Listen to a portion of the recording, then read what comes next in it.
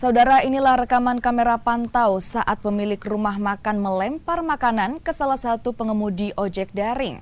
Atas pelemparan ini, para pengemudi ojek daring di Kendari pun protes dan mendatangi rumah makan untuk meminta keterangan. Peristiwa pelemparan terjadi setelah pengemudi ojek daring mempertanyakan keluhan pelanggan yang memesan makanan tak sesuai permintaan. Pemilik rumah makan pun menolak memberikan keterangan atas kejadian ini.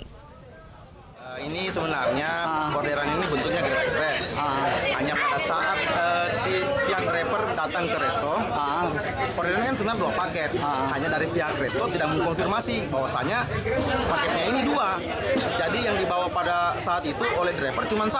Pada saat dia di jalan, mungkin rute yang sudah terlalu jauh, tiba-tiba masuk lagi telepon dari pihaknya resto.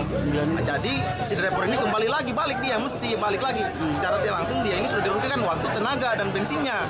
Otomatis tiba di sini mungkin terjadilah cekcok itu yang kita tidak bisa tahu bagaimana komunikasinya karena pantauannya itu cuma dari CCTV saja. Sampai terjadilah yang seperti di video. Jadi tadi dibuangkan makanan gitu. Bisa disaksikan di video, Pak. Tidak perlu lagi saya jelaskan, ada videonya.